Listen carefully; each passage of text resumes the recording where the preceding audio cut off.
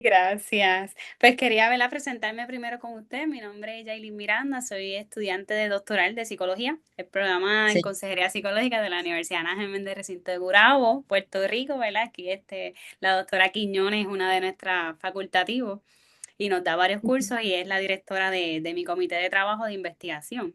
Yo estoy haciendo una investigación ahora mismo dirigida a población joven y adulta con diagnóstico de insuficiencia renal. Y Sí. básicamente lo que estoy investigando es conocer sobre el área psicológica, ¿verdad? Cómo se les afecta y esa diferencia entre un diagnóstico a esa edad, ¿verdad? ¿Verdad? Poniendo una edad exacta, por los 30 y algo de años a 50 años o menos, comparando, ¿verdad? El impacto psicológico con ellos versus con adultos mayores. Entonces, de lo que he ido encontrando es que cada vez, por lo menos aquí en Puerto Rico, son más los jóvenes diagnosticados con insuficiencia renal y pues es algo que nos levanta bandera, ¿verdad? Porque ahora mismo en los estilos de vida de cada uno de ellos cada vez, ¿verdad? No vamos en miras a mejorar, sino todo lo contrario, el exceso de estrés, eh, el uso de alcohol, ¿verdad? El cigarrillo y cómo todos estos elementos contribuyen a que cada vez ese cuadro sea peor. Y entonces yo quería conocer un poco, ¿verdad? La doctora Quiñones tuvo el placer de conocerla y me trajo su libro, que hoy se me quedó porque lo he estado leyendo para integrarlo en mi revisión de literatura.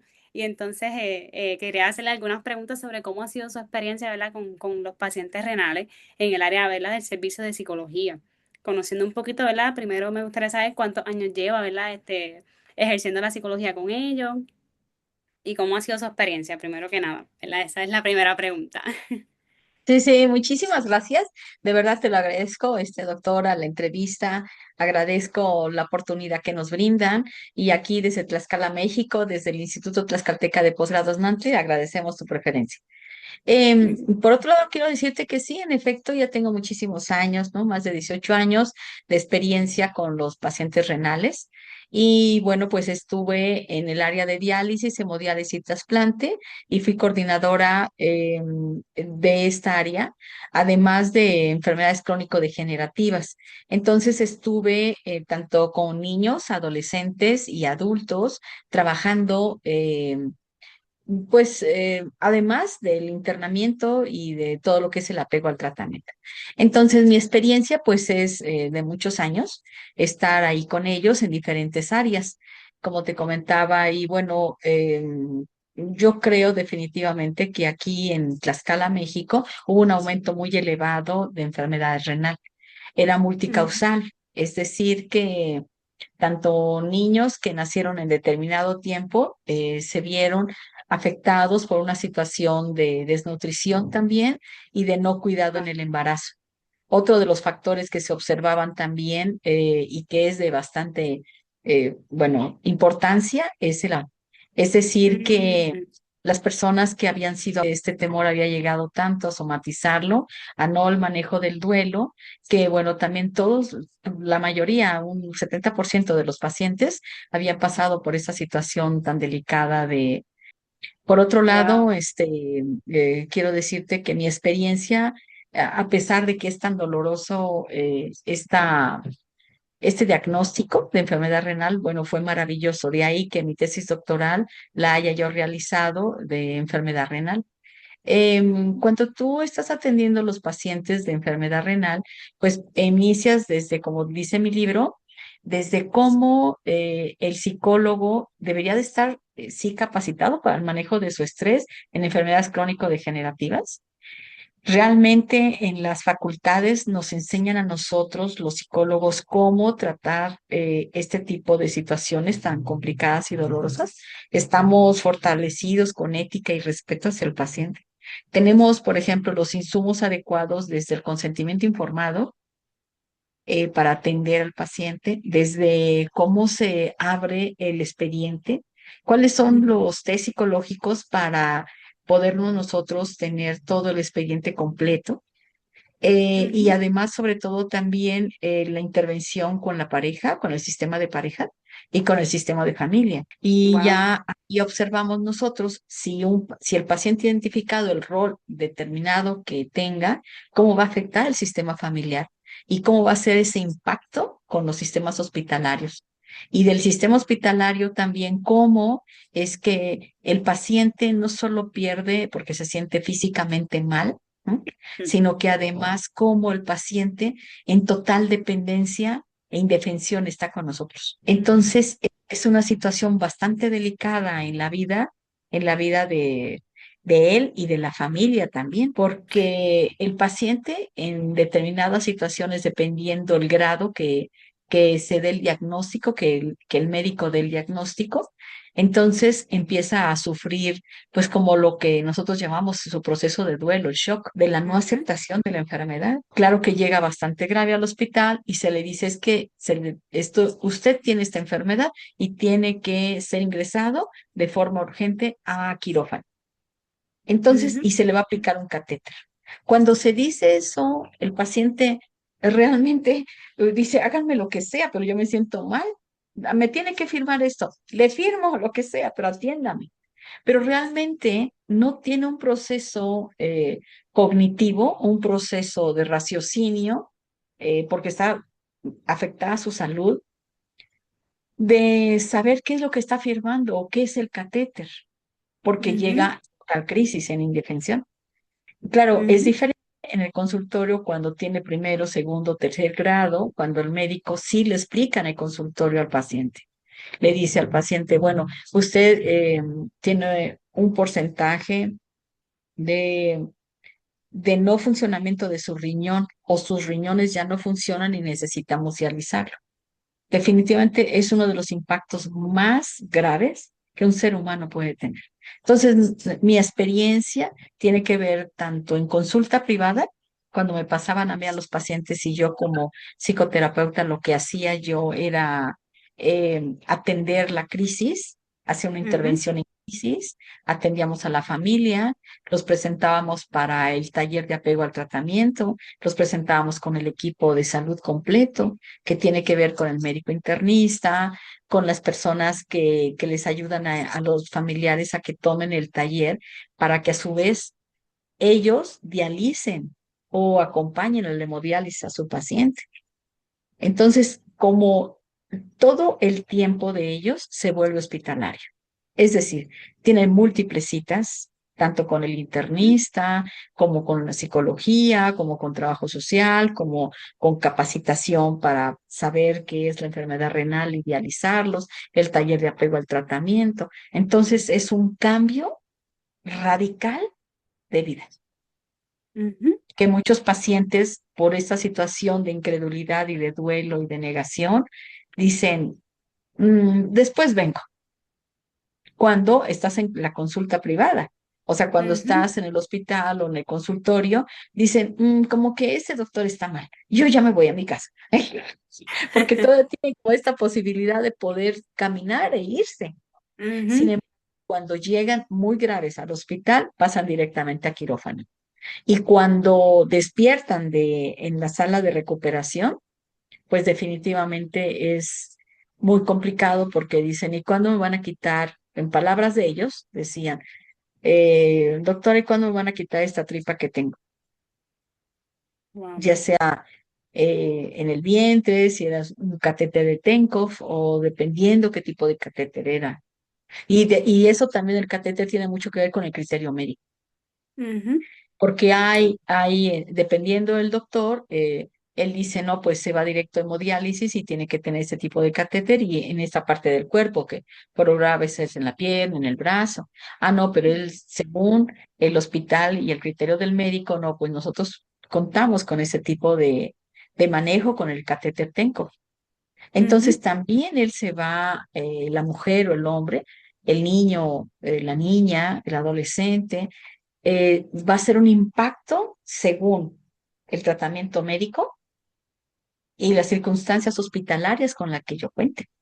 Entonces, desde ahí, mi experiencia es pues gratificante en el sentido de que uno les da ese permiso de poderlos escuchar, de ujú, comprenderlos, de acompañarlos y inclusive en forma psicoeducativa también de decirles en ese momento cuando llegaban a la consulta, este es el tipo de catéter que se tiene que hacer. El tratamiento es irreversible. Esa palabra de reversible e irreversible eh, es muy complicado acompañarlos en la condición y en el sentimiento. Porque hay también otro tipo de situaciones donde la persona, cuando ella se va, dice, no, es que a mi hermana le pasó lo mismo y entonces la atendió un doctor y entonces ya va a estar mejor. ¿Sí? Entonces, no sé si respondí bien tu pregunta, pero con Sí, todo gusto. me dio mucha información, me dio mucha información y muy valiosa, ¿verdad? Y tengo varias preguntas adicionales de lo que usted ya me contestó. Y es sobre, usted mencionó, ¿verdad? Básicamente el rol del psicólogo o el rol de usted, ¿verdad? Como psicóloga a esos 18 años ha sido, ¿verdad? Según voy entendiendo, ese proceso de consulta, de intervención en crisis, de cuando les toca recibir el diagnóstico, también ese proceso de manejo del duelo y Ujú, más acompañamiento, ¿verdad? Ese proceso de ujú. acompañamiento y veo que también hay un elemento de mucha psicoeducación, ¿verdad? De educar a este paciente sobre toda esa información que le están trayendo. Aquí en Puerto Rico, ¿verdad? Hablándole un poquito del contexto, de acá, nosotros, el sistema de salud, el psicólogo básicamente no está adentrado, ¿verdad? Dentro de lo que son las clínicas de diálisis. Esa es una de las cosas que yo quiero destacar en mi trabajo, ¿verdad? El rol que tenemos como psicólogo y la importancia que hay de que nosotros nos integremos en ese proceso, porque estos pacientes necesitan, ¿verdad? Ese acompañamiento para poder adherirse mejor a los tratamientos y manejar ese impacto. ¿Cómo, ¿verdad? Se Sí. vive en México desde ese punto de vista? ¿Lo integran más a los psicólogos o es más en la consulta privada? No es definitivo que el psicólogo es parte integral del manejo del paciente renal. O Ujú, sea, está el psicólogo, el psiquiatra, está ujú, también trabajo social, está también otro que es algo muy importante para los de psicoeducación, que está la enfermera que enseña a los familiares cómo deben de dializarlos. O sea, la ujú, enfermera o el enfermero que les va a decir cómo deben les muestra cómo es el catéter, cómo son los líquidos, cómo fluyen los líquidos, cada qué día se tienen que dializar, cómo le tienen que hacer el familiar, la habitación del familiar, porque el paciente identificado, que es el paciente renal, tiene que tener un cuarto especial con una situación bastante delicada en cuanto a la higiene, o sea, tiene que estar en perfecta higiene, tiene que tener un baño propio, tiene que tener microondas o tiene cómo va a calentar y a qué temperatura va a calentar también. eh, Ellos le llaman las aguas, sus aguas, ¿no? Que ok, realmente los tienen que adquirir en el hospital. O sea, le cambia la vida total al paciente. Entonces, por eso el equipo es multidisciplinario porque esta ujú, enfermera, de lo que les digo, también tiene una habitación dentro del hospital donde les muestra a todos la capacitación. Y la capacitación, así como va entrando el paciente, así mismo tienen que ir los familiares. Pero realmente no todos los familiares quieren acercarse a la capacitación. ujú, Ellos dicen, no, ¿qué les pasa a ustedes si yo no soy enfermero? Yo no soy enfermera, esto lo tienen que hacer ustedes. Entonces hay una situación de duelo en la familia también por los tiempos también, porque ellos dicen, no, yo trabajo. Bueno, pero es que lo tienen que dializar en casa. Entonces, por ejemplo, hay otra institución aquí que se llama el ISSSTE, donde el ujú, ISSSTE les da máquinas para que se dialicen las personas en la noche. Entonces, en la noche es ok, cuando ellos se dializan y cuando se enchufan a la máquina. Entonces, les cambia de por vida su existencia. Porque el hecho de que un ser humano esté conectado, esté enchufado a una máquina para ujú, poder estar viviendo, le cambia la dieta, porque no ujú, pueden comer lo mismo. Y ujú. al comer diferente, ¿quién les guisa? ¿Y cómo está este proceso también para ellos de sufrimiento al saber que ellos están comiendo la grasa que antes comían o el refresco que antes tomaban y ya ahora no lo pueden hacer? Ujú, Entonces, la familia tiene también que cooperar para hacer un cambio en la alimentación. Y correcto. todos estos cambios, por lo regular, no se dan. Y el paciente no solamente está sufriendo físicamente el dolor y la tristeza, físicamente lo que vive, sino que empieza a deprimirse. Y hay pacientes que, como la mayoría de ellos tienen diagnóstico de diabetes e hipertensión antes del diagnóstico de enfermedad renal crónica, entonces pues intentan a veces suicidarse.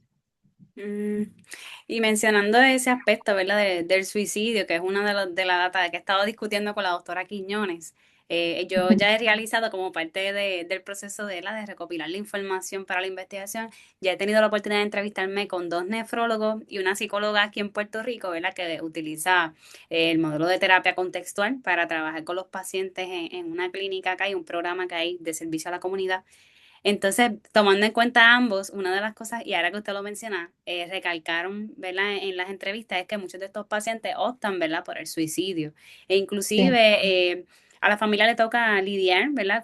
Con la decisión del paciente de decir, ya no me quiero dializar. Y entonces es un Mm. proceso de que hay que trabajar a ese paciente, ¿verdad? Y a la familia. ¿Le ha tocado algún caso así a usted? ¿Y cómo Sí, lo claro, manejó?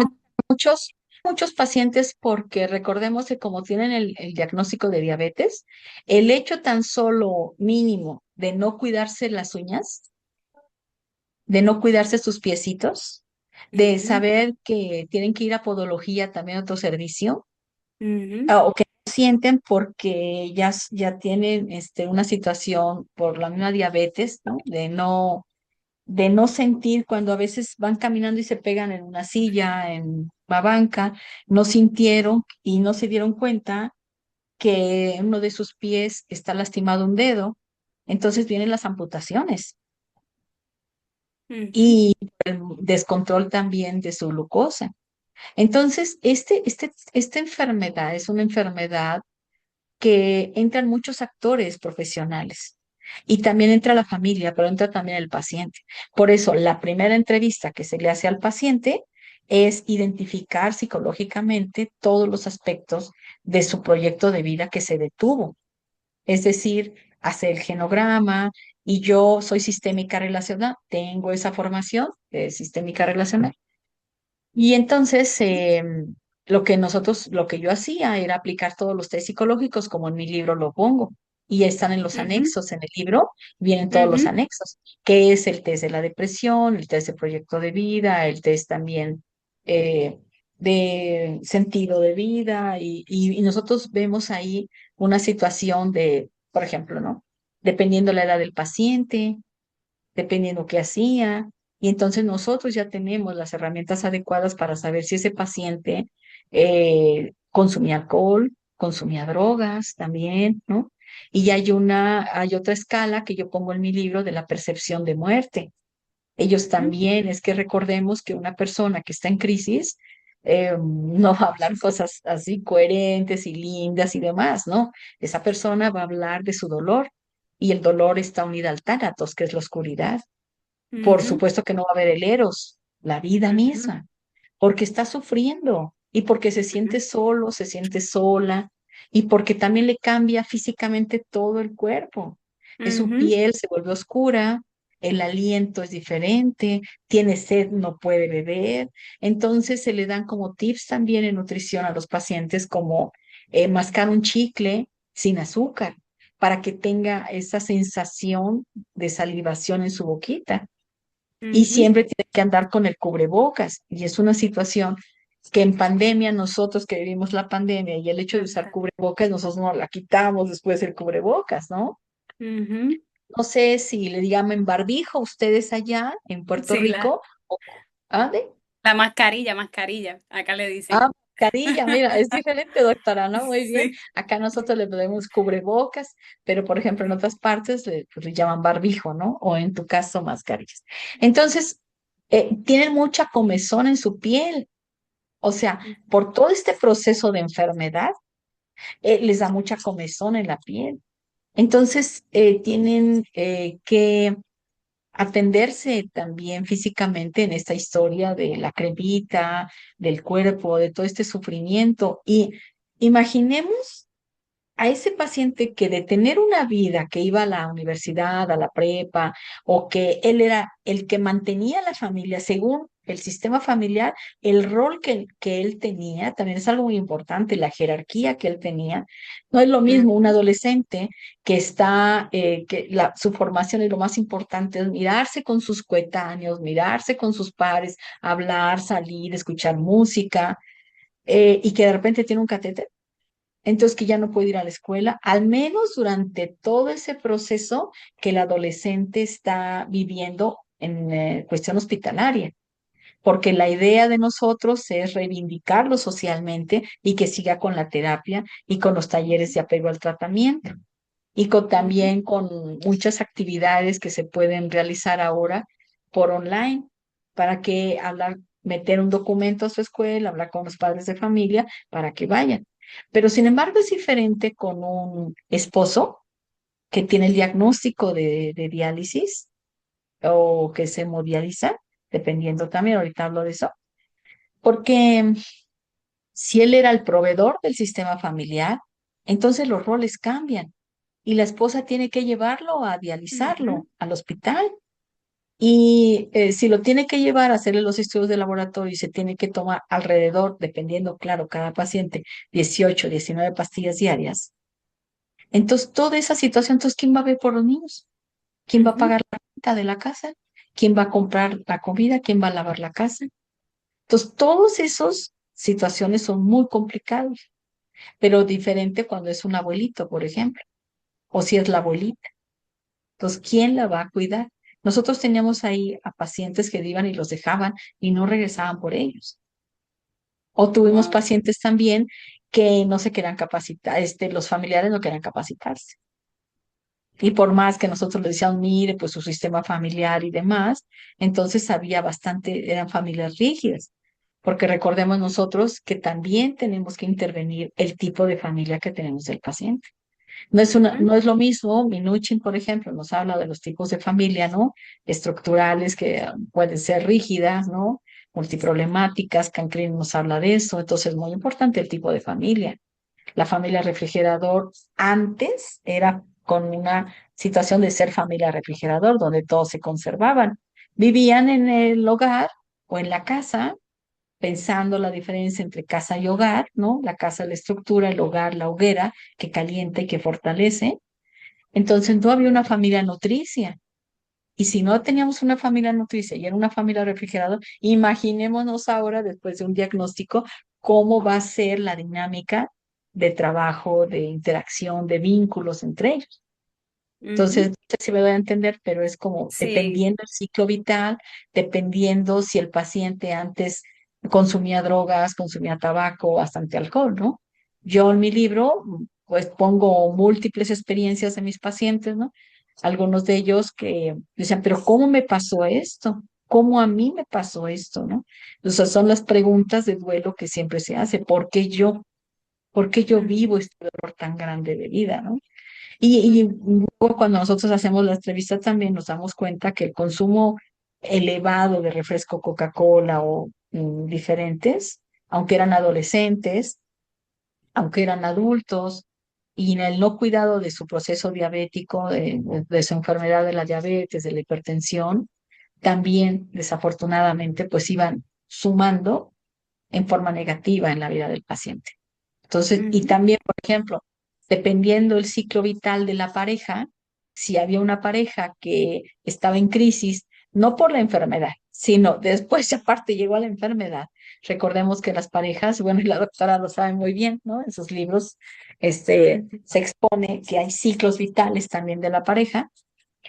Dependiendo el ciclo vital de la pareja, y si la pareja, ya sabemos, uno de los ciclos de crisis es a los 5 o a los 7 años, ujú, si ahí llegó a los 14 años la enfermedad siendo pareja en crisis, por alguna infidelidad, por algún resentimiento y demás, y se suma la enfermedad, ujú. entonces, y la esposa lo tiene que bañar y la tiene que cuidar, o al revés, si hubo una infidelidad de parte de la esposa y el esposo lo tiene que cuidar, hay un nivel muy alto de divorcio, donde el Ay, paciente Dios.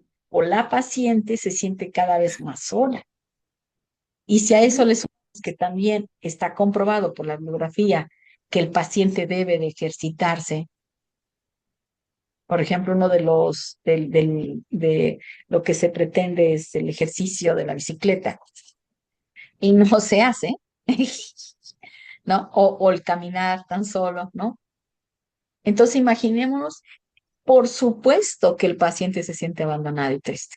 Por supuesto que el paciente se siente escindido de la vida, Ujú, porque el hecho de dializarse y meterse a un cuarto 3, 4 veces al día, dializarse, a no estar con sus familiares, a no comer con ellos muchas veces, al que todos se van a trabajar y lo dejan, cualquiera de nosotros como seres humanos nos llegaría la tristeza, la depresión, porque llega un momento en que uno se siente una carga para la familia, su cambia también.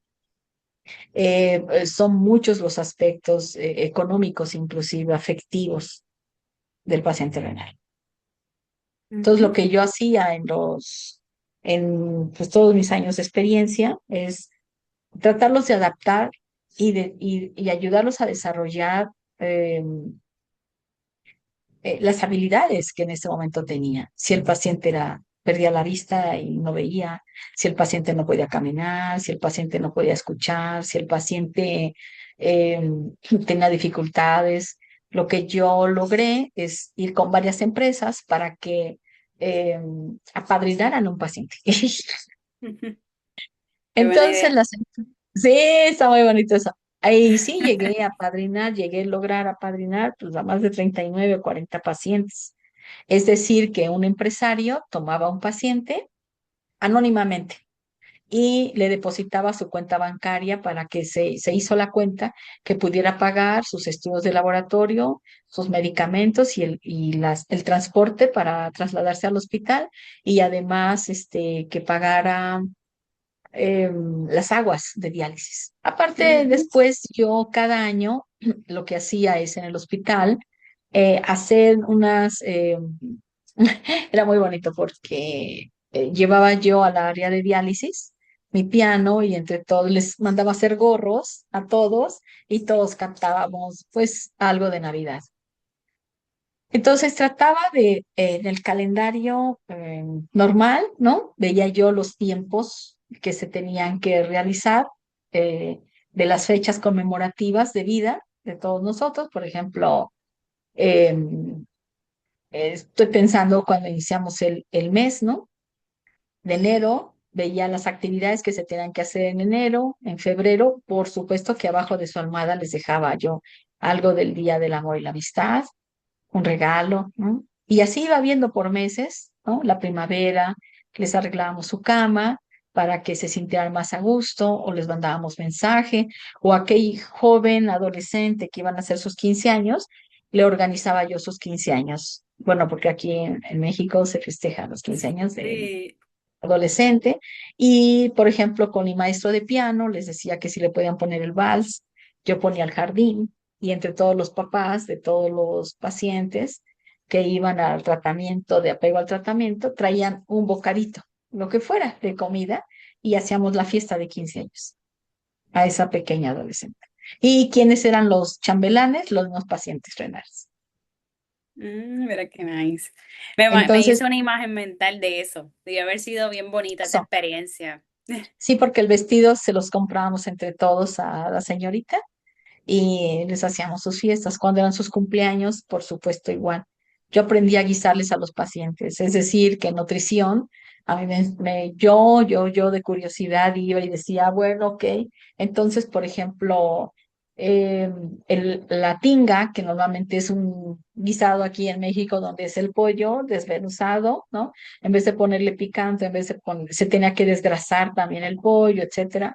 Y hay un proceso para poder hacer la tica porque una noche antes, bueno, primero se lava la pechuga de pollo, que tiene que ser pechuga, y después se desgrasa, se deja remojando en agua, se le quita obviamente la piel, y después, para que tenga aromas, se le ponen hierbas de olor, porque es muy importante su alimentación de ellos. Y comer entre todos esa tostada, por ejemplo, desgrasada, todos comerla con la tinga, que así se le llama con la cebolla en rodajas, les da a ellos un sentido de pertenencia. Y día a día les decía, solo por hoy, mañana otro día, solo por hoy.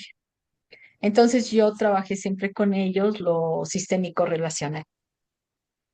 Esa, Trabajé con ellos el manejo del estrés, de mindfulness, que es inhalar, exhalar, y ahí en mi libro pongo varias estrategias del manejo del corazón valiente.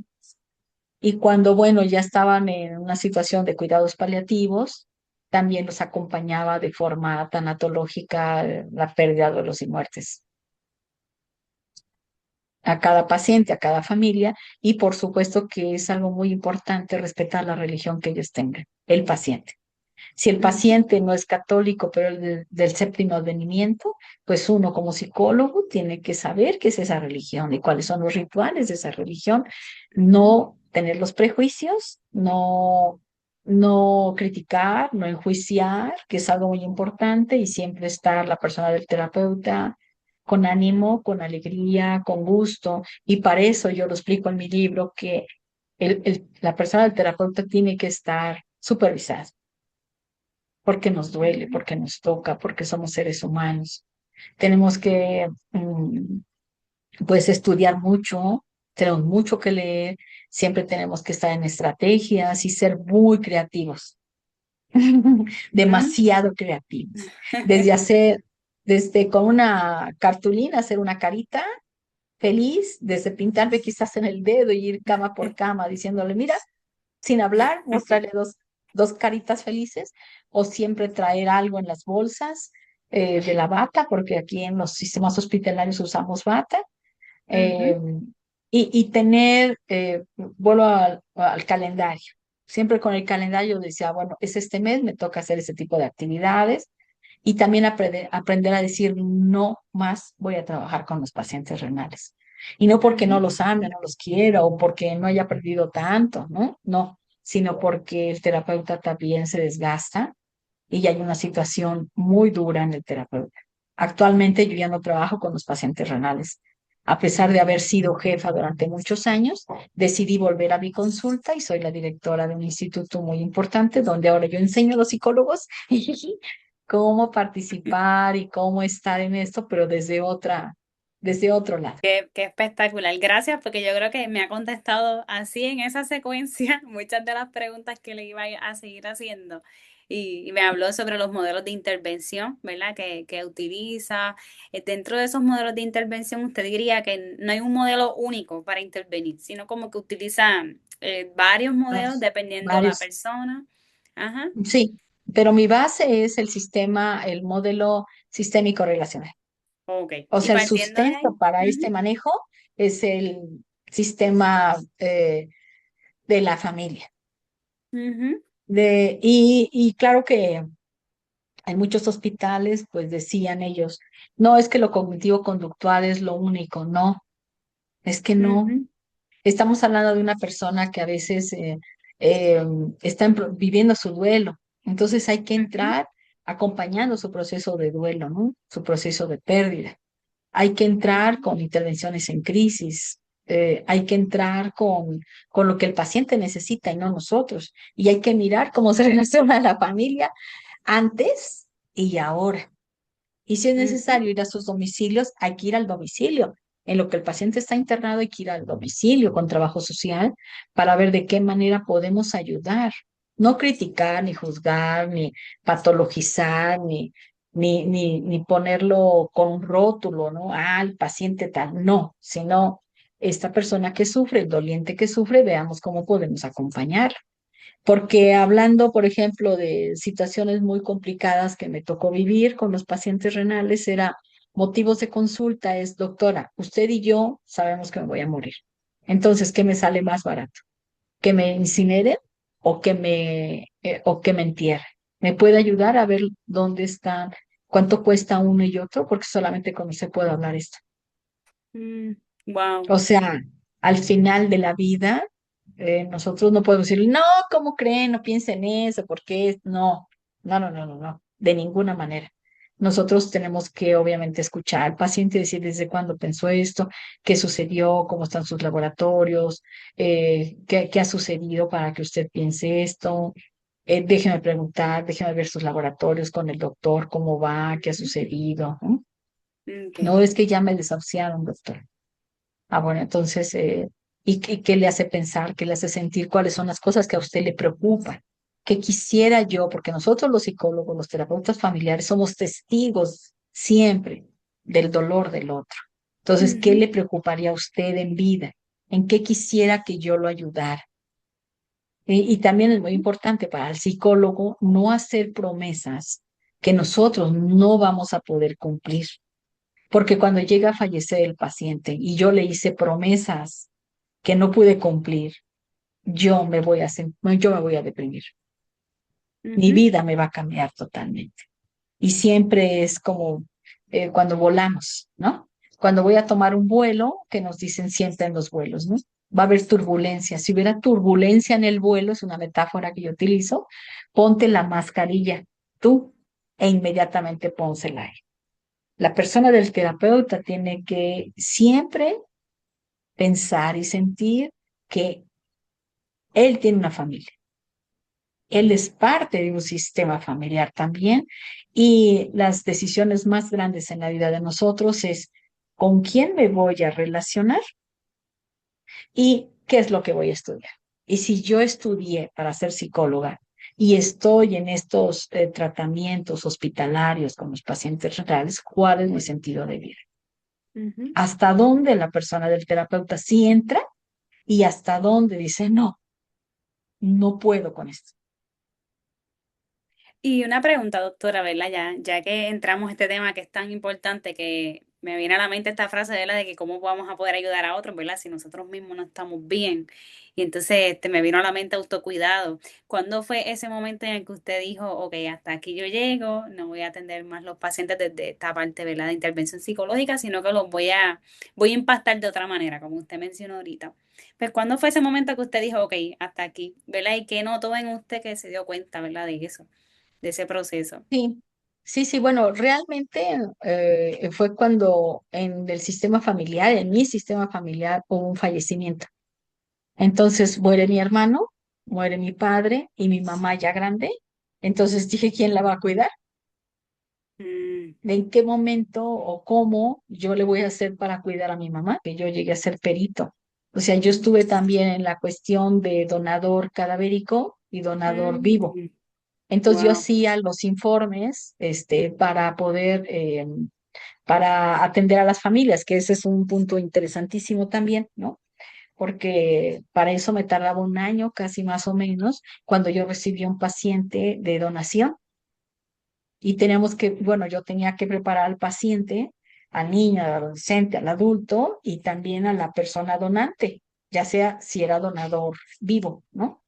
Entonces, era todo, casi todo un año, no solamente de llevarlos a hacerle todo el expediente, porque son cuestiones federales importantes, donde como es un recurso federal, tienes que tener los expedientes en perfecto estado y llevar paso por paso cómo vas con el paciente donante. Y si llegara a fallecer alguna persona y esa persona firmó para donar partes de su cuerpo, entonces tú te tenías que trasladar con todo el equipo médico a donde había sido ese deceso para que los médicos y todo el equipo fuéramos para pedirles hacer, porque eso es algo bien interesante, ¿eh? Acompañar a todas las personas con la familia que acaba de fallecer su familiar, agradecerles y llevar todo un protocolo federal de pasos para recibir un riñón. Y a la vez tú tenías acá tu lista de los pacientes que iban a ser donadores Ujú, tanto de recepción de órganos. Entonces, el primero que estaba en la fila, tú tenías que rápidamente conectar con él y su familia para decir, hay un riñón y ese riñón entonces se programa inmediatamente. Para esto, yo con este paciente tenía yo que haber ya estado previamente trabajado no solamente el estrés, sino el recibir y proteger ese riñón que te llegaba a ti, porque no es fácil, psicológicamente hablando, tener un órgano sabedor que es de una persona que ya falleció, porque hay rechazo. Entonces se veían a veces que había rechazos no solamente por la no compatibilidad, que pudiera ser eso, ¿no? Se tenía que ver todos esos procesos de compatibilidad, sino que además se tenía que acompañar al paciente que quería el riñón para saber por qué quería vivir y por cuál era su proyecto de vida. Y Wow. además, cómo le agradecería a la persona que murió, cómo honraría su vida. Eso es en el paciente cadavérico. Pero en el paciente donde la mamá donaba el riñón o el papá donaba el riñón al niño o a la esposa o al hijo o a la nuera, siempre cuando hubiera compatibilidad, era un proceso bien hermoso de poder acompañar para recibir y para dar el riñón, sin que dijera, oye, no, por ejemplo, una relación, ¿no? Con madre e hijo, o hija, oye, no, te tienes que portar bien porque mira, tú me la debes, yo te di mi riñón. Entonces no podía existir nada de eso. Dar es dar y dar con el corazón Ujú, y bendecir, lo cuiden, no lo cuiden, el paciente, tú lo diste, el riñón. ujú. Entonces se Y, tenían que ah, ayudar a los dos procesos, ¿no? Tanto dos pasó el caso de una pareja que ella le dona el riñón al esposo.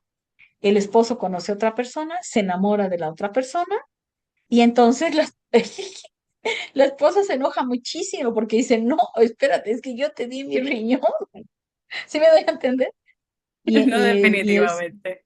sí, entonces sí hay que tener eso hasta por escrito, pues son cuestiones legales de cómo acompañarlos. O sea que realmente una de mis experiencias más grandes es que el paciente es el libro de vida más grande que puede existir. Ay, qué bonito El se escuchó paciente. eso.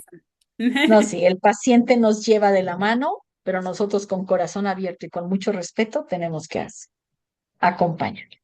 Pero un poco volviendo a tu pregunta, no sé si te sirvió esto, pero creo que Sí, es no, como también muy valioso. definitivamente. No, y gracias Cuando por yo hablarnos del digo, trasplante, que ese era otro proceso que también le quería preguntar, así que gracias. sí, muchas gracias. Sí. Cuando yo digo basta, hasta aquí, ¿no? Cuando tengo esas dos pérdidas en la familia y donde yo miro mi proyecto de vida, digo mi mamá, Ujú, que actualmente, definitivamente. bendito sea Dios, tiene 93 años mi mamá. Wow.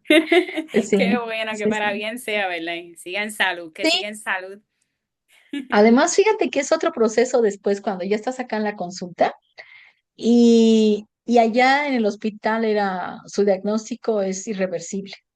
Y cuando estás aquí en la consulta y ves otro tipo de motivos de consulta como, bueno, pues divorcio, separación, pleitos, consumo de esto, del otro, tú dices, bueno, yo aquí puedo utilizar igual lo sistémico relacional.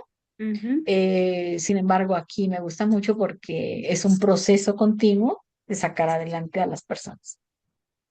Aunque claro, sí tengo instaurado aquí en México y yo espero que algún día vengan, también la claro doctora, que por sí. favor, que nosotros tenemos cuatro grupos, el grupo de adolescencia, el grupo de Háblame, son grupos, Ok, aparte de la terapia, el grupo de adolescencias, Háblame, el grupo de escuela para padres y el grupo de duelo. ok. Y esos grupos usted le da, o sea, terapia exactamente así en modalidad, dentro de sus mismas terapias usted los va seleccionando. Ok. ¿El grupo? Sí, ¿Te los grupos refieres que, a?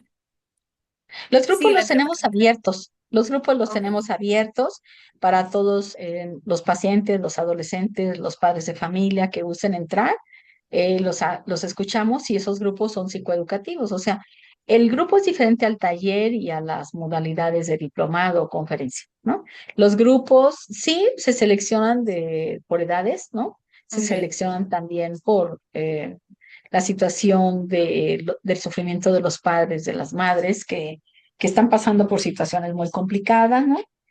Por ejemplo, pero si aceptamos en escuela para padres, padres que son que tienen hijos adultos o que tienen hijos adolescentes o que tienen hijos que van creciendo o padres que están formándose para ser padres porque están embarazados y porque quieren estudiar para ser padres, ¿no? ¿Cuáles son la idea de ser padre, ¿no? O sea, reparentalizar es un proceso bien hermoso también que se debe de llevar Ok.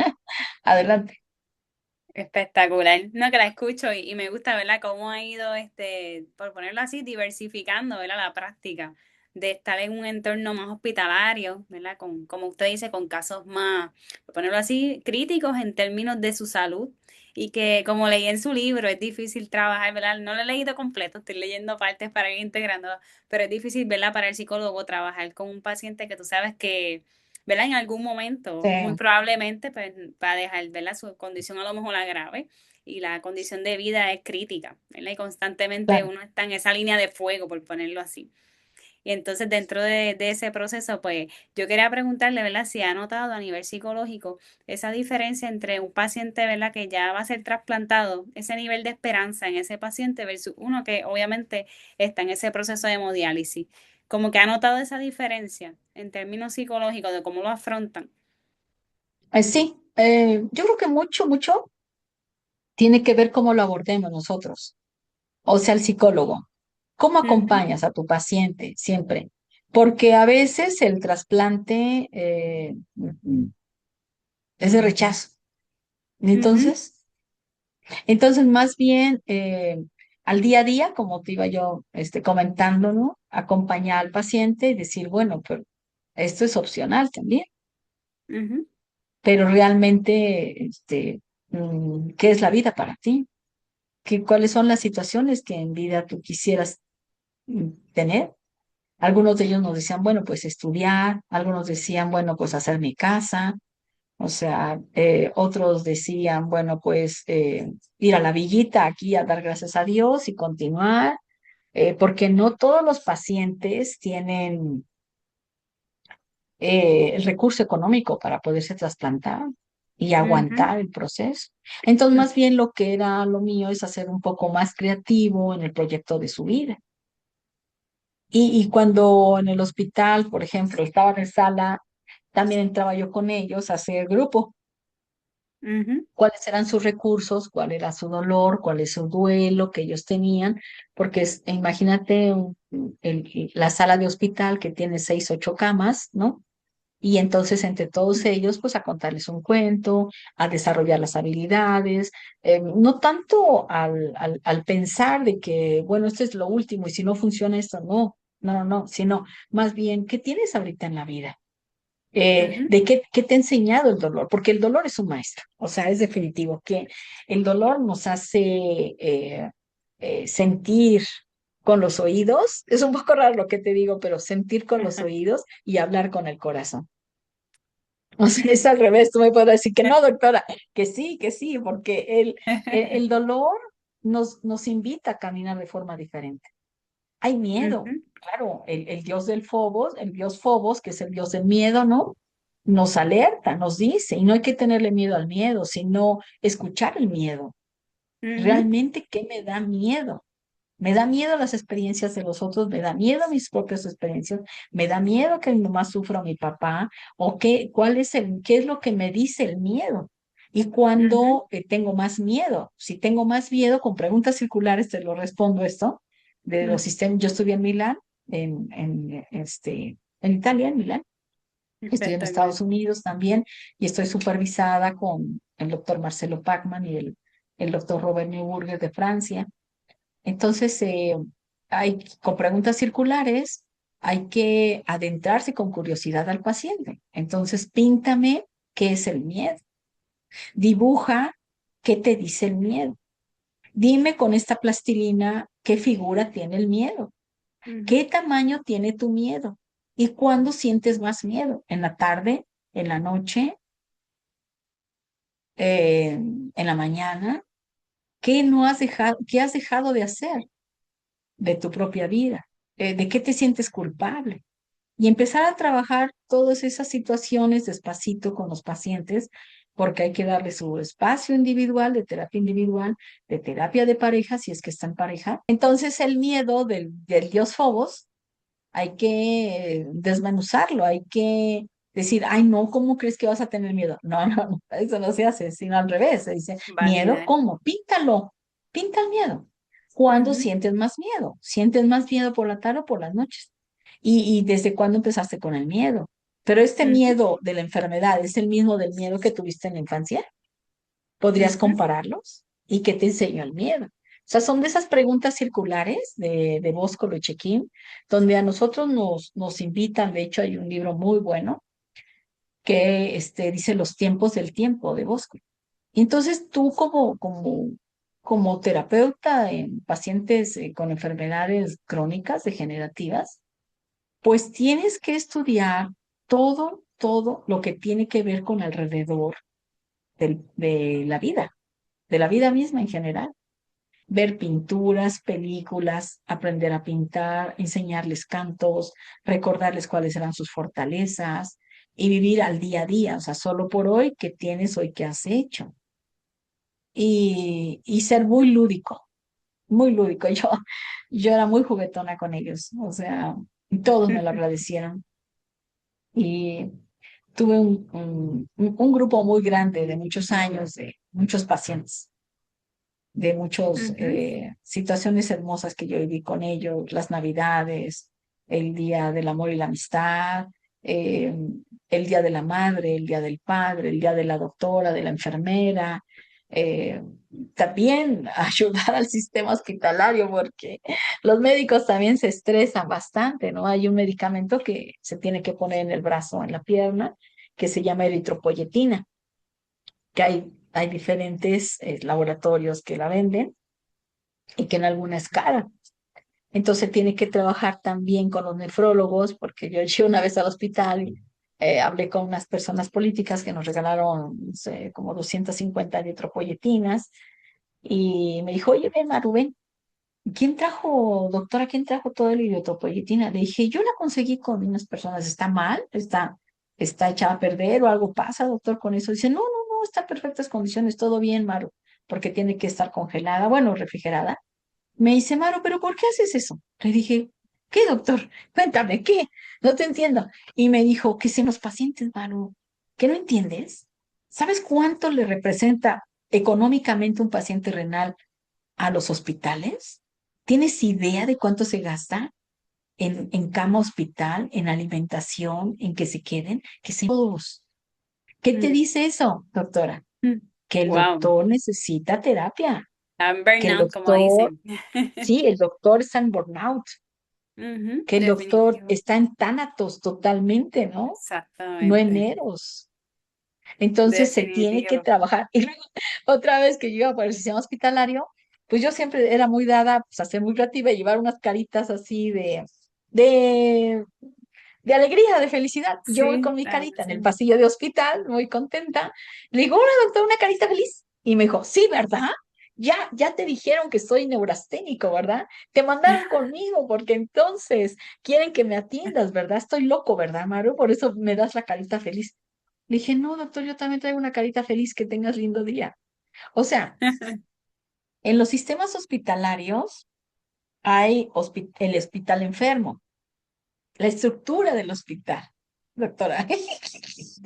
La estructura Definitivo. misma de donde se vive día a día se hace después tan monótono, vida, muerte, que te recomiendo mucho a Krauss, Krauss, que también lo cito en mi libro, ¿no? Tengo Ujú. otro libro sobre duelos, creo que la doctora también lo compró, el otro Lo libro voy a sobre buscar. duelos.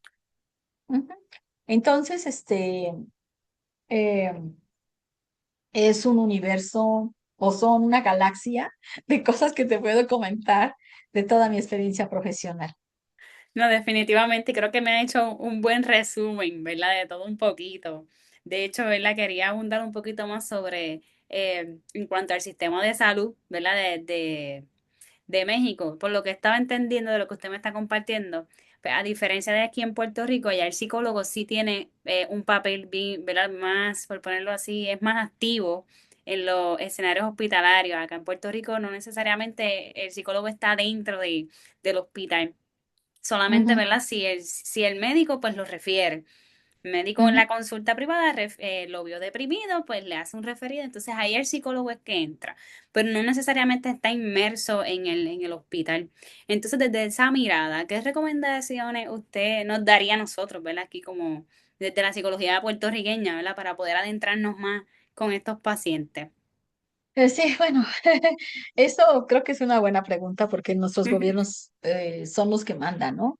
el doctor Foucault se escribe, ¿no? Ujú, Eh, eh, Michael Foucault nos habla de los poderes. ¿Quién tiene poder?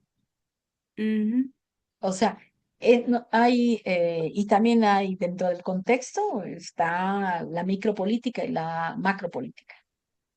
La ujú, macropolítica es todo alrededor, todo el contexto de las reglas y normas y los sistemas rígidos que hablan del gobierno.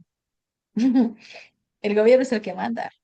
El gobierno es el ujú, que dice, de esta manera se van a hacer las cosas. Si dentro del gobierno hay alguna persona que tenga este tipo de conocimientos en salud psicológica y salud mental, pues entonces lo que va a suceder es que le van a poner atención al sistema hospitalario y decir y leer todos los artículos que nombran ujú, realmente lo que se debe de hacer con un paciente en enfermedades crónico-degenerativas. Eh, ujú, eh, entonces, sí es el gobierno el que, ojalá que los mandatarios que nos dirigen tengan esta luz de saber qué se debe de hacer. Aquí en este caso, pues sí, aquí en Tlaxcala, México, donde es tu casa, sí hay esta posibilidad y esta apertura, porque ujú, cada vez tenemos más pacientes renales, más pacientes donde su riñón deja de funcionar. Y bueno, ante esas circunstancias se tiene que ver que la diabetes es uno de los problemas mundiales, la hipertensión también, la depresión también en Estados Unidos. Entonces, cada país, cada lugar tiene sus propios dificultades de salud y dificultades en cuanto a ujú. estar atentos. Ujú. Y definitivamente es bien interesante porque en ambos países, ¿verdad? Y esto es una condición ya que afecta, ¿verdad? El mundo entero, si venimos a ver. Pero vemos que el alza ya es algo que es común en general, ¿verdad? En muchos países, Ujú, Latinoamérica, aquí en ujú, Puerto Rico, en Estados Unidos. Entonces, cómo se aborda en cada país es distinto y tiene mucha razón, ¿verdad? Depende mucho de, acá le llaman política pública, ¿verdad? A través de esas políticas ujú, públicas que se puedan hacer para que entonces se le dé más importancia. No, pues básicamente ese es mi granito de arena, que yo digo que quiero ir aportando, que se abran estos espacios, estas conversaciones, donde en vez de esperar a que ya esté todo un caos, y ahora sí vamos a sí, trabajar con los pacientes renales, ¿verdad? O con estas personas que están en insuficiencia, ¿verdad? Que es antes del fallo renal, para entonces evitar, ¿verdad? O tratar de evitar de que lleguen a un paro renal. Y ujú, pues básicamente eso es lo que busco, crear esa conciencia y especialmente en esta población joven, que es lo que estamos viendo ahora que se están afectando también, ¿verdad? Un alza que se está viendo, cosa que antes no ujú, estaba, pero últimamente, ¿verdad? sí, Se está notando. Inclusive uno de los médicos que, y ahí guarda relación con lo que usted mencionó del cuidado hacia los médicos, él me mencionó eso, que en menos de un año, en los últimos años, había tenido más de 8 pacientes en menos de 30 años con ujú, insuficiencia, ¿verdad? Ya para diálisis. Y él dice que fue bien fuerte a nivel emocional por la demanda, ¿verdad? Que hay en el tema. Y entonces el sí. impacto que hay en uno menor, de menor edad, también es grande, porque se cuestionan muchas cosas. Entonces ahí entra también esa parte, ¿verdad? Del autocuidado también en los medios, del cuidado también hacia el sistema de salud. De verdad que ha sido bien grato poderla escuchar. Y pues había otra pregunta que le tenía por aquí. Ahora sí, sí, es cuestión a la investigación. Si usted en lo que ya ha ido conociendo, ¿verdad? De los pacientes renales, tuviera alguna recomendación en términos de qué otros aspectos se puede continuar investigando, ¿verdad? Dentro de la psicología con estos pacientes, ¿cuáles serían esos La, posibles la espiritualidad. temas? Espiritualidad, ok. Sí, o sea, porque ya hay inclusive muchos artículos donde dicen que una cuestión es que a los pacientes los atiendan médicamente y psicológicamente, pero si al paciente se le atiende su espiritualidad, su sentido de vida, y además se le da la libertad de poder acompañarlo en la creatividad de sus habilidades y talentos que sí tienen. Porque en las ferias que yo te decía que cada año Ujú, hacíamos, aquella persona que no podía ver o que no podía caminar, yo montaba como una serie de premios que decíamos primero, segundo y tercer premio en esta qué posada, chévere. y entonces el paciente que no podía caminar que andaba en silla de ruedas, yo les ponía como, bueno, hagan un ballet con silla de ruedas y bailaban con silla de ruedas. Aquella Espectacular. persona, no, sí, sí, bellísimo. Aquella persona que no podía ver, pero sí escuchaba, todos ellos con diagnóstico de diabetes, bueno, pues con su armónica y con su guitarra tocaban y participaban para poder ganar. Eso es esperanza, porque el paciente está practicando en su casa la canción que va a cantar, aunque no puede ver, pero quiere dinero, quiere sobresalir, quiere tener en la cena de Navidad por él mismo darle a la familia dinero y comida, su despensa. Entonces así se trabajaba la espiritualidad también y el sentido de vida Espectacular. y el desarrollo de sus habilidades y libertad al paciente. Algo que me parece también es que pues hay que trabajar con el sistema de enfermería, Ujú. porque las enfermeras están siempre pegadas al paciente y ellas también tienen su historia de vida. Y cuando moría un paciente, pues tenían que limpiarlo, tenían que taponear el cuerpo, entonces, yo no me voy por la tanatología. Yo estudié tanatología en España, ¿eh? Déjame decirte, y también aquí en Puebla, en Muguerza. Pero yo después de tantos años de trabajar procesos de duelo con ese tipo de pacientes, lo que yo aprendí es que la tanatología a veces es el comercio del dolor. Perdón que lo diga, pero es como técnicas y tácticas de que tú tienes que hacer esto, tienes que hacer lo otro. No, momento. Si lo que tienes es que darle al paciente libertad para que ella misma, él mismo, procesen su propio duelo sin que tú le digas, es que tienes que hacerle una carta. Es que va a llorar el paciente y le das los Kleenex. No, permite, hay algo bien, bien bonito del doctor Marcelo Pachman, donde dice la singularidad del evento. Esa frase me gustaría muchísimo que pudiera quedar registrada, así tal cual, la singularidad del evento. ¿Cuál es Ujú. la singularidad del evento? Que estás en terapia y que le permitas al paciente tener libertad de sentir la lágrima así en su carita. Pero la Es tanatología dice, no, no, importante. no, dale los Kleenex, límpiale la cara. No. Entonces hay ciertas cosas que yo digo, tanatología no, sí al manejo de pérdidas, duelos y muertes. Sí, al Ujú. manejo de su duelo. Y no siempre nada más voy a utilizar o voy a hablar acerca de Kubler-Ross. No, no, porque hay muchísimas otras personas, aunque yo respeto mucho a Kubler-Ross, 21 doctorados honoris causa. Oye, pues no, mis respetos, ¿no? Para Kubler-Ross. Pero sin embargo hay otros Definitivamente. muchísimos, muchísimos desde lo sistémico relacional que hablamos sobre duelos. Y el Ujú. duelo no se habla a partir de Freud, la melancolía, a partir de Freud, claro que no. Están en las cartas de San Agustín el duelo. Entonces Ujú. yo sugiero que algo más que se le tiene que dar al paciente es ética del terapeuta. Cuando tú tienes ética y responsabilidad para el paciente, tú eres la que lees, él es el que lee, el que se va a cursos del silencio. Yo fui a muchos cursos del silencio, y estuve ahí guardada 15 días en un curso del silencio. ¿Por qué? Porque es demasiado doloroso ver a esa persona que tú la viste cantar, que la viste esforzarse, verla muerta.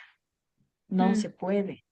Ujú. Entonces yo asistí a mis cursos del silencio, yo asistí a todo eso. Y otra cosa que yo puedo decir es que nos juntemos a hablar nosotros como psicólogos en un grupo de duelo. O sea, el sistema hospitalario tiene que formar su grupo de duelo y asistir. Porque una vez le decía yo a una enfermera, oye, al ratito nos vemos y platicamos. Pues es que estás envolviendo al paciente enojada. Es que ya me tengo que ir y no he desayunado. O sea, no, es que, ¿qué es lo que estamos haciendo? Que aunque esté muerto el paciente, tiene que dignificarse. Ujú. Entonces yo hice rituales de dignificación al cuerpo del paciente hasta que lo llevaban a la morgue, porque el paciente se va inclusive sin la sábana. Wow. Entonces ese recorrido del pasillo hasta la morgue es impresionante para nosotros los psicólogos. Impresionante. Wow. Saber Y que qué dejan buena la es. sábana ahí, Ujú, perdón, dejar, te preocupes. sentir y ver que dejaron la sábana ahí y que como la familia no se llevó, no llevó ropa o ningún familiar se acercó. Qué impresionantes. Wow. No, y como usted dijo, me quedé ahorita también pensando cuando mencionó sobre estos pacientes que a veces los dejaban sus familiares, Ujú, ¿verdad? No se hicieron cargo y los dejaban allí en el hospital. En términos ujú, sí. del aspecto de la familia, usted lo mencionó en varias ocasiones, de hecho su modelo ¿verdad? De intervención básicamente se basa en también integrar a la familia. En términos de ese diseño de investigar, ¿verdad? De intervención, ¿cómo fue ese proceso de integrar a la familia? Ya me dijo de algunos Desde un retos, ¿verdad? principio. Ujú, pero Sí, desde el desde un principio que principio, está el diagnóstico. Ujú, sí, porque yo, si el paciente llegaba a sala de choque, si el paciente llegaba a la consulta, como sistémica relacional que soy, siempre llamaba a la familia. O salía yo de mi consulta por la familia. O salía yo de sala, familiares de tal persona. A ver, si son tan gentiles de pasar, hablemos un poco de esto. ¿Cómo ujú, están? ¿Qué sienten? Yo he sido como muy gentil siempre. Es algo que ok, de por sí soy, ¿no? Entonces, gustan un té, un café, sentémonos, hablemos. ¿Por dónde les gustaría iniciar? O sea, ujú, siempre con esa libertad y con ese apapacho al corazón de las personas que sufren, ¿no? Y le ves la comisura labial a las personas y ves que no han desayunado, no han comido, ¿no? Entonces, pues, yo hacía ahorros y les tenía yogur, les tenía una gelatina, o sea, cosas que había de diferentes. todo. Múltiples roles, Yo, lo que veo. si no, Me encanta. yo siempre he tratado eh, de pensar que todos tenemos derechos y dentro Ujú, de esos derechos tenemos derechos a una vida digna, a un trato digno, a una muerte digna. Entonces, en definitivo. esos derechos siempre me basaba, siempre. Ujú, Les ponía música, los ponía a bailar, los ponía a pintar, los ponía a hacer. Entonces, algo de lo que tú me dices de las conclusiones, que yo creería, que yo creo que el terapeuta tiene que bien tener trabajada su vida, sus duelos personales. No ujú, se puede tocar inclusive o darle la mano a una persona o mirarlo a los ojos mientras que no estamos. Pero bien, pues me da mucho gusto saludarte. Espero que mi experiencia profesional, doctora, nos podamos seguir conversando. Mi teléfono lo tiene la doctora, pero también te lo voy a poner aquí en el chat si gustas, sí, lo voy para a que, grabar. para que tú lo tengas también el chat y cualquier Claro cosa, que pues, sí. No, y le iba a este, comentar que yo voy a estar haciendo ¿verdad? Espero, si Dios mediante, voy a hacer mi defensa de mi propuesta, de mi investigación completa. Y no sé si ¿verdad? Le puedo invitar para que entonces usted así por medio de Zoom o Teams pueda conectarse y estar sí, claro, presente. con Luego le todo voy a gusto, si estar me enviando los avisas. detalles. Claro que Claro, sí. si me avisas Esperemos antes de antes, agosto para que pueda participar. Claro que sí. No, digo, sería muchas gracias. básicamente de oyente, ¿verdad? Estaré escuchando el trabajo final y, ¿verdad? Y los resultados de todo lo que ha sido este proceso. Y No, le me gusta. agradezco, ¿verdad? Por esta, de verdad que ha sido una experiencia bien gratificante. No sé si la doctora le va a comentar algo por ahí, la doctora Quiñones. Una empresa que me haya emocionado, orgullosa de que existan psicólogas como tú en el mundo, con ese Definitivo. compromiso, con esa sensibilidad y Gracias, dedicación. gracias. Eh, sí, sí, sí, me encantó. No te pude escuchar en la convención por cómo estaban las cosas programadas, pero Ujú. me parece que dentro de lo que uno puede entender que son los retos de trabajar con pacientes que tienen una expectativa de vida tan difícil, es inspirador escucharte. Muchas gracias. Muchas Definitivamente. gracias y pues, y las espero aquí en Tlaxcala, México algún día y por supuesto que sí, doctora, sí. Yo voy a Chile, Dios mediante, me voy a Relates, Chile. Eh, Nosotros pertenecemos a Relates, como le decía la doctora Silma, ¿no? Y voy a presentar lo de pareja, que tengo un modelo, doctora, de pareja que me interesa mucho, doctora Silma, que hablemos sobre ese modelo de terapia de pareja porque es un modelo que después de que yo dejé todas las enfermedades crónico-degenerativas, empecé a formarme tanto en caja de arena como en el modelo de terapia de pareja. También voy a tener un Fabuloso. taller, sí, voy a tener un taller de caja de arena, también la caja de arena también es una intervención sistémica relacional, empezó desde el Ujú. psicoanálisis, pero ahora nosotros los sistémicos ya lo hemos retomado Y lo voy a dar por línea este viernes de 4 a 8 de la noche. Bueno, presencial y por línea. Las invitamos también si quieren que mi equipo hable con ustedes para que pues Claro, puedan incluirse con nosotros y también utilizar este modelo que a mí me ha dado grandes resultados, Caja de Arena, y que ya lo he presentado en Ecuador, en Bolivia, Santa Cruz, Bolivia, La Paz, Bolivia, y en Ecuador en varias también universidades, en Costa espectacular. Rica, también lo he presentado en Colombia. Entonces, la caja de arena es súper interesante. Es una Sí, herramienta muy buena. Espectacular. No sé cómo eh, anden de tiempo ese día, pero de 4 a 8 vamos a estar trabajando 4 horas Bueno, con bien, puros psicólogos, psiquiatras, trabajadores sociales, ¿no? Personas de salud mental de varios estados de la República, inclusive. No solamente de Tlaxcala, sino de varios. Los invitamos. espectacular. Que les pasen, que les digan qué se requiere, todo, para que ustedes también puedan, pues, aprender esa técnica, esa herramienta Claro que yo que sí. utilizo también. muy bien. Tengo una Espectacular. última pregunta para Ah, sí, sí, confirmar. Me dime. hablaste de un video de 1 minuto. Sí, sí, sí, sí. Por favor, si gustan, decirnos qué es la psicología. ¿Qué es para ti, doctora, la psicología, la psicoterapia? Porque aquí el 20 de mayo es el día del psicólogo y el día de la psicología. Ah, pues muchas Entonces, siempre gracias. hacemos un video de 1 minuto, 2 minutos, los juntamos todos los videos y los subimos a las redes y decimos de qué parte del mundo nos acompañan. Ya nos acompañan, bueno, si me permiten ustedes, y también ya nos acompañan de España y ya nos acompañan de varios estados de la República Mexicana también. Será un Fabuloso. honor. Espectacular. Y muchas Maravilloso. felicidades allá. Acá en Puerto Rico se celebra en noviembre, ¿verdad, doctora? Ah, muy bien, en noviembre. Ahí me Sí, invitan. claro. Voy a andar por Bueno, Chile, pero Placer. con todo gusto. Mandamos el video igual. Bueno, muy pues bien. muchas gracias. Hasta Gracias a luego, ti. que Servida, un tengan lindo día. placer. Muchas gracias. Igualmente, muchas gracias. Hasta luego. Gracias Gracias. por todo.